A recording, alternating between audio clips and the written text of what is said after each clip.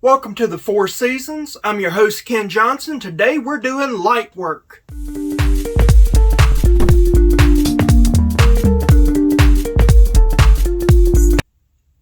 Thank you for joining us today.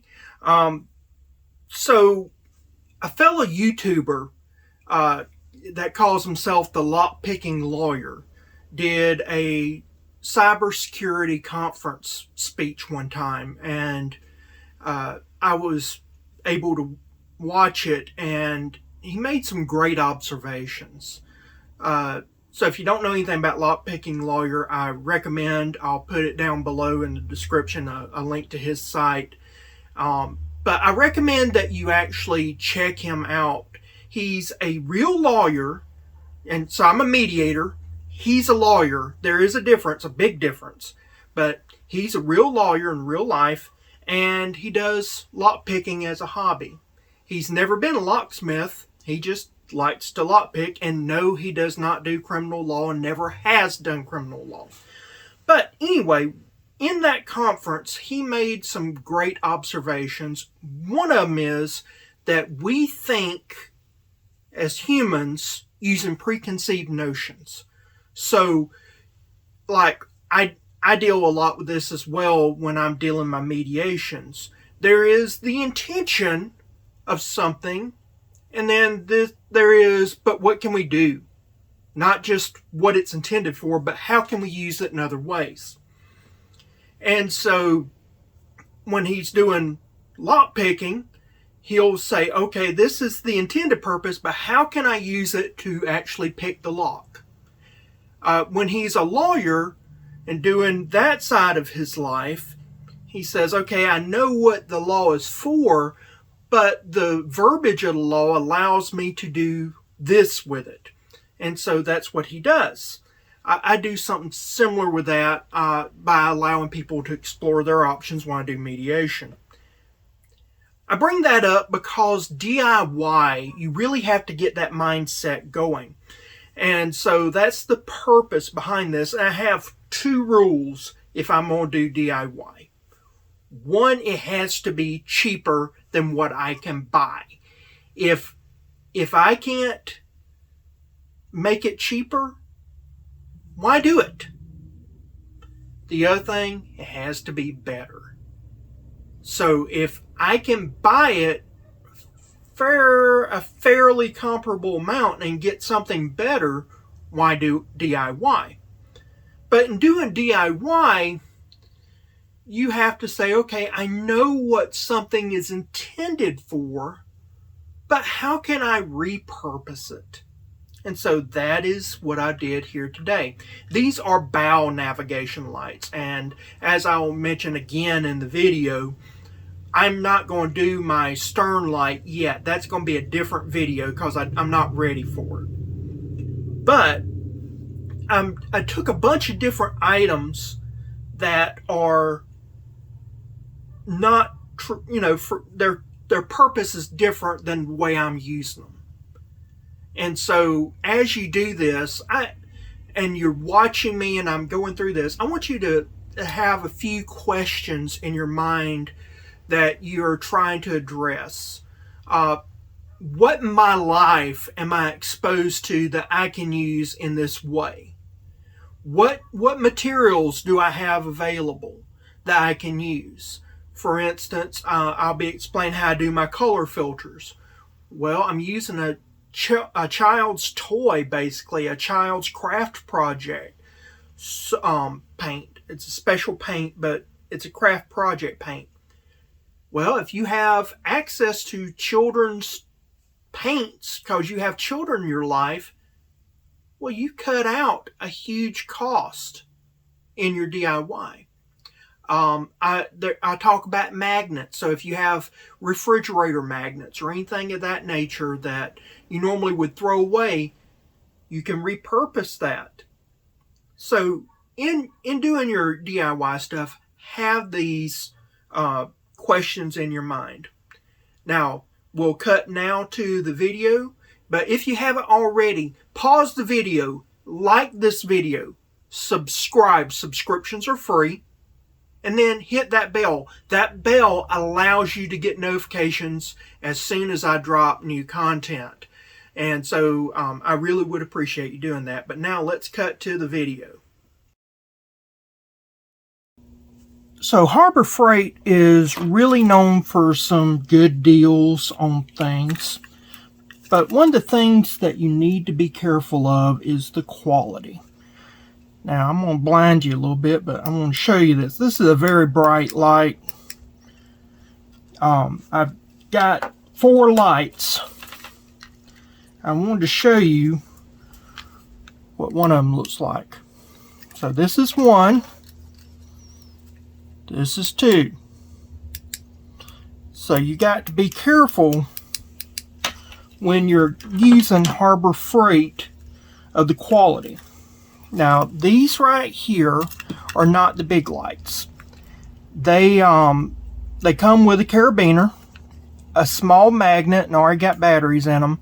They use button batteries, so I'll probably have to change out the button batteries in that bad one. But this is perfect for a kayak because it already has the carabiner.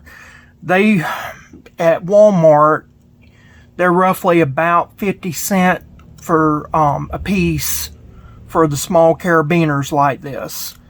So it already comes with this. I think I paid $1.17 for the light, the battery, and all that at Harbor Freight. Walmart has something similar to this in the hardware section for $1.50, and it isn't half as bright.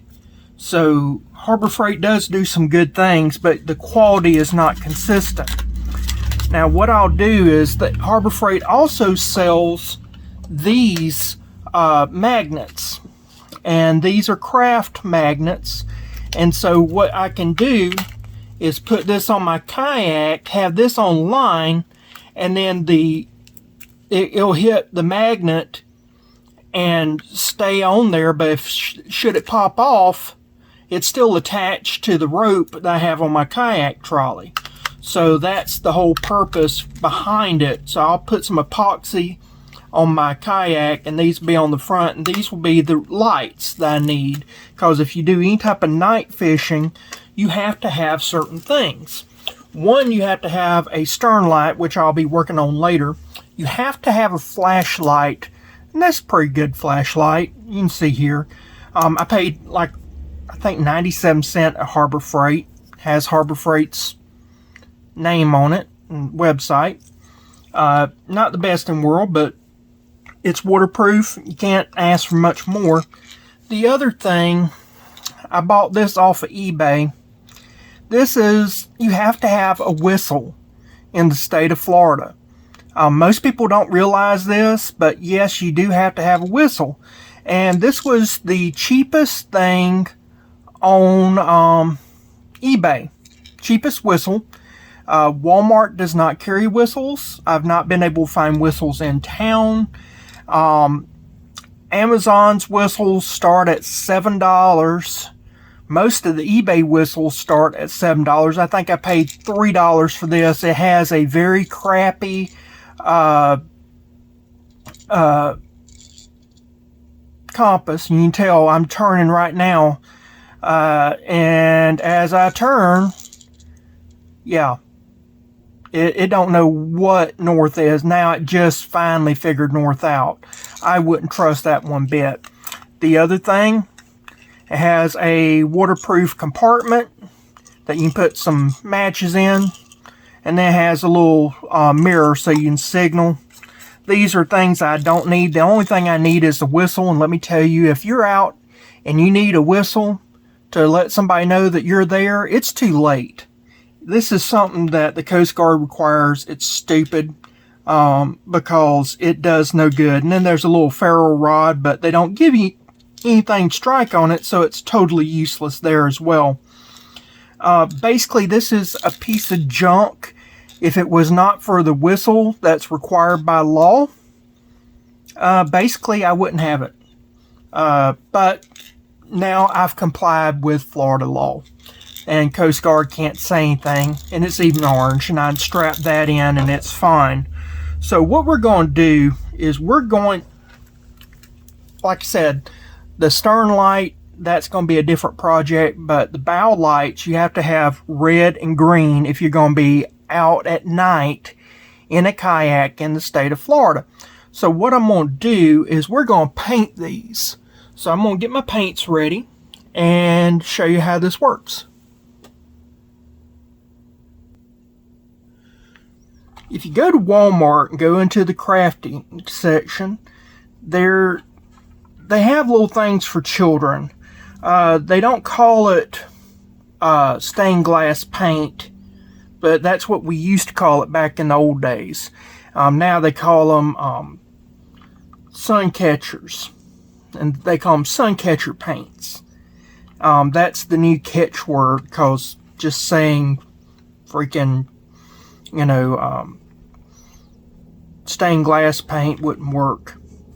But it's for children ages 5 and up, and they sell these little kits, and then there's usually only 3 paints in them, and they never have red and green together. If they had red and green together, I would do that, but these were, I think I paid $4 for this. And it has a brush already. I have another brush in case I don't like that brush, since I do painting anyway. But I'm going to take this out of the box, and then we'll go from there. The brush comes with this is not a bad little brush. I'm going to probably use mine to begin with, and then I may do this for the finer stuff, and I'll use this later for my own artwork, because sometimes it's great for when I'm feather painting. So that's a good little brush right there, and it has a little keeper thing. So these right here, I always lose them eventually, but if you can keep them, that really protects your brushes. And so they don't really have a green. This is closest to green, so what I'll have to do is later on I'm going to mix these two together and get the green. It's kind of a teal color, and I need red. They don't really have a red either. They have something reddish, and then they have orange and a purple, but I'm gonna say that this is red. And yeah, this is a good bright one. You gotta check them again. And I'm gonna take a little bit of this right here now that I'm blind and start painting on here. And you got to do this in stages, because it's got to actually build up. You can't just do a bunch at one time. So this is all about layering, and I am layering this red paint on there.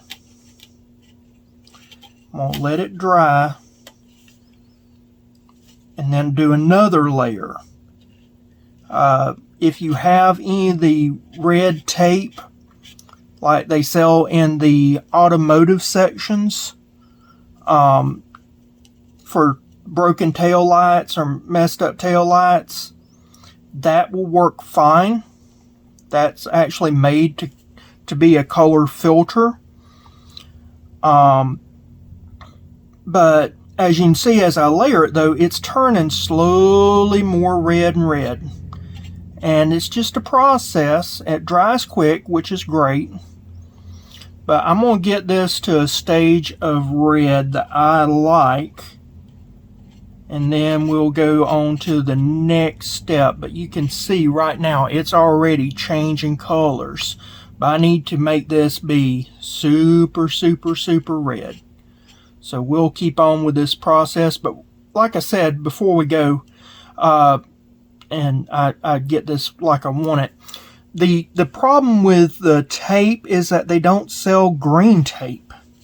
I wish they sold the green tape. If I could find that, that's the solution there. Because then you would just cut out a piece of tape for the red, which is easy to get. Cut out a piece of tape for the green, and you'd be done. You wouldn't have to worry about your nav lights. But I'm going to keep on with this. It's got to dry a little bit. I've got it gooped on a little bit too strong. I'll be right back with it totally done. Okay, so it's painted on. It's got dry still, but just so you can see what it looks like, they got a nice rosy pink color. Now you can tell that the brightness has gone significantly less than. Sorry about that. I dropped the camera. But I don't know why they require these red and green lights still, because it really detracts. I mean, I can't see red that much anyway at night, and these small lights, you really can't see them. The green, I know the premise behind it, so you know left and right, and if it's coming towards you or not. But in today's society, with boats as fast as they are, and with the different size boats and everything, the system needs to be revisited. It's not the best system in the world. But with that said, I'm going to let this dry. I'll probably put on a few more coats later once it dries. We may revisit this in a little bit, but I'm going to start with the green now. First thing I'm going to do is get a good yellow going on this bad boy.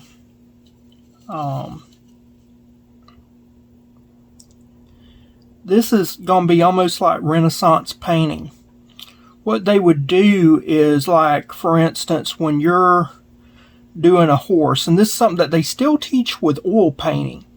You don't see it with acrylics and other things, but with the Renaissance artists, what they would do is they would, like if you want a chestnut horse, so a chestnut brown horse, which is kind of a reddish color, brown, you would start with a green, and because the paints are almost transparent, when you put an orange paint over the top of the green undercoat, you get a brown horse. And so that's kind of the thought behind this, is since I'm playing with light, that instead of mixing the two colors, which I could do and I may end up doing, that the best approach may be to layer the colors. And so my first layer, I'm thinking, which would be the best layer, is yellow, because it takes more yellow pigment to color something yellow than any other pigment. You thought this was Kayak video and you ended up learning about art. But I've already got it nice and yellow. I'm just going to keep letting the layers dry on here. And then as they dry on, and I can tell when they're ready, because this is kind of opaque a little bit. From what I'm seeing, you can't really see it on your side, but I can see it, because I'm also looking at the camera. But that when that opaqueness goes away, I know that it's got to the tacky point that it can take on a new color. And so I'm trying to get this almost to a yellow lemon sapphire. And then once I get it that yellow color, then what I'm going to do is come back over it with a light covering of blue. But these things dry so quickly, which is great, that I can just kind of gob it on now. And it's tacky. That's the other thing. Let the texture help you. When it's tacky, it'll take on more paint, and you don't have to spend all day doing layer after layer after layer. Again, all I'm needing is a navigation light to comply with Florida law. I don't really care if it looks the best in the world. I mean, I guess I should, but I don't. And I'll let this just kind of cake on right here, and then we'll do a layer of blue. So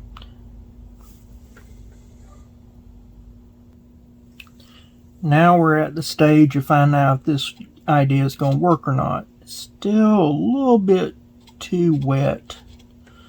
I may be able to swirl that in and make it work.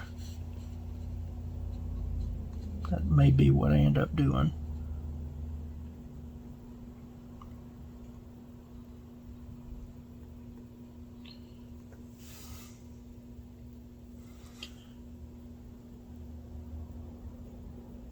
The other thing is I also wash my brush, so my viscosity of my paints is different.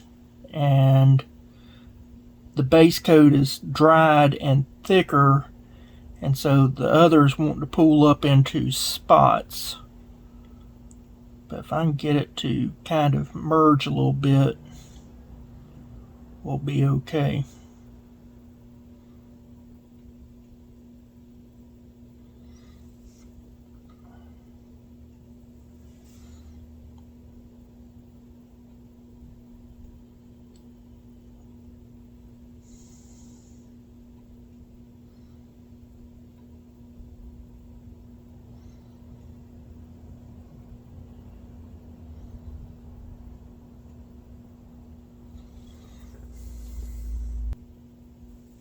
Okay, so I had to do a little bit of cleaning up on that, but I think I got it to a good color green. It's hard to tell here, but you can kind of see.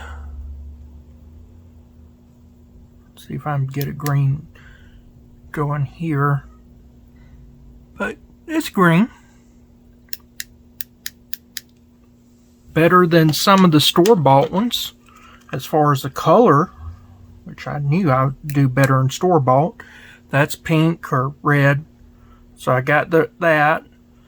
So that's pretty much all I have for you today with the lights. Expect to see more of these videos as I do little hacks for the kayak, little do-it-yourself stuff. This is Harbor Freight and some Walmart kitty paints for stained glass. And okay, so you've watched how I done this. The only thing that I would add that you didn't see me do, cover the lens once you're done. That paint is really easy to scratch off. It's not a quality paint. It's made for children. And when people make stuff for children, they don't make quality stuff, especially toys. Toys, fishing supplies, all the stuff that we care about as adults, manufacturers couldn't care less for children. And that's sad, and that's a different YouTube video altogether. But since we're using an item that they really aren't putting their best foot forward, get you some Sally Henson's Tough as Nails clear fingernail polish.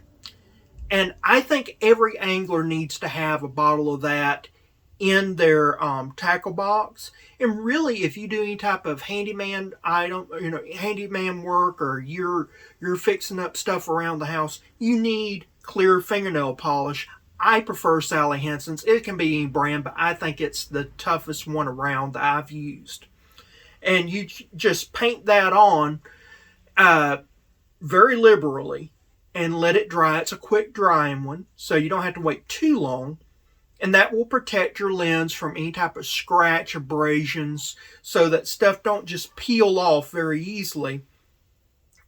And then the reason why I say that if you use it, as an angler, you'll like it is because, like, for instance, I use it on my jig heads. If you do any type of fishing where you're banging up jig heads, quality jig heads are expensive, especially the painted ones. You can paint before you go fishing, those jig heads with that clear as nails paint, that clear fingernail polish, and it will take a beating longer before the paint ever gets a chance to chip on you. So you will more than double, if not triple, the life of a jig head before it needs to be repainted. Most people don't repaint them, they throw them away.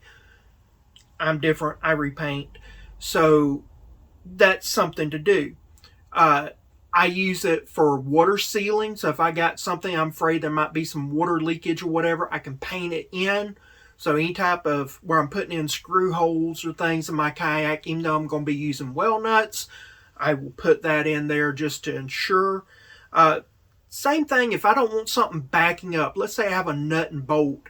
I can put that on the threads. It's not going to come undone very easily. So I highly recommend that as being another thing. Again, as I talked about early on, it is not about the intention of the product, but how can I use it? That is the key with all DIYs. How can I use a product other than its intended purpose? I hope you've enjoyed this video. If you haven't already, please like, subscribe, and hit that bell, and I will see you again next time. Bye.